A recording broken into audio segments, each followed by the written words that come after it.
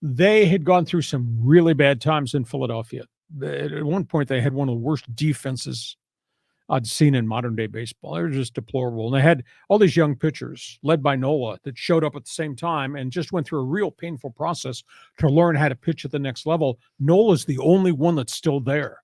Uh, I will say they grew this thing as we saw Alec Baum, the third baseman. He got collectively better and better. Stott came out of nowhere from the Arizona Fall League to become an established shortstop. And then Dombrowski went into the marketplace. And I mean, he rented Schwarber, big home run hitter, lousy batting average.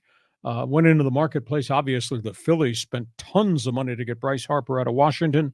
Went and got Johnny Segura, who I think is a really fine ball player. Pepper Potts, second baseman, shortstop, can hit occasionally.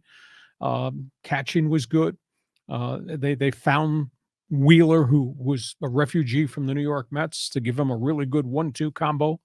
They pushed and fast forwarded the young guys in the bullpen. That's a pretty good team. Dombrowski did spend a lot of money. Oddly enough, Houston has won the World Series with a much lower payroll. Now they're going to have to pay some of those guys going forward as those guys head towards arbitration and, to a degree, head towards free agency. I mean, Philadelphia lost, but they were the last one in, and they got to the World Series. I think that's pretty cool. Big off-field question starting this next week. What does Bryce Harper do with the thumb? Because he could not play in the field because of the fractured thumb when he got hit by the pitch in the Padre game. There's a rumbling now that maybe he should just go have immediate surgery, which would knock him out of the offseason, maybe be ready by spring training, because you don't want Bryce Harper just as your designated hitter, as good as he is. And boy, was he good. What, he hit 385, I think, in the World Series. Mm-hmm. Hey, Phillies earned it. Give them a lot of credit, but they had some holes. And then, like I said, I think the manager really made a flawed mistake with how he structured the bullpen, not just in the final game, but leading up through the playoff series. And it finally caught up to him and bit him. Yeah, I mean, the roster was impressive. You know, a lot of those players on the Philly roster were players that were rumored to go to the Padres. Mm-hmm. You know, in terms, if you listen to Padre Twitter, you know, they were talking about Schwarber, they were talking about Real Muto.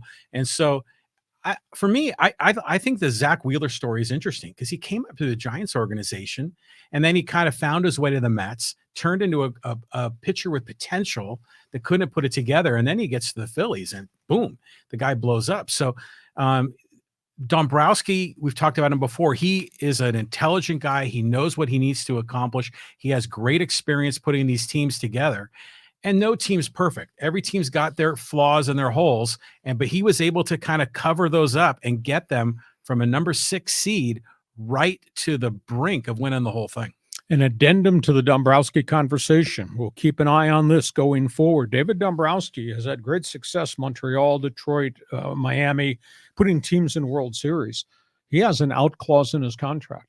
David Dombrowski has spent about a year prior to taking the Phillies job as a consultant and assistant to the group in Nashville that's trying to get a baseball team. Oh, wow. And build a stadium, a.k.a. Oakland Athletics. Mm-hmm. He has an escape clause in his Philadelphia contract that would allow him to exit, to go back to Nashville, to complete whatever the project is, if the commissioner allows them, and if they can come up with the financing to build a baseball stadium in Nashville, to go get the Oakland Athletics. Not going to happen a week from Monday, but keep an eye on that could happen down the road. I mean, it's kind of like Arenado, you know, and Machado. You know, they've got an out clause in their contract. I never really thought of it in terms of a GM, but he's got to be a hot commodity. I'm sure other teams would love to have him. Next topic on the table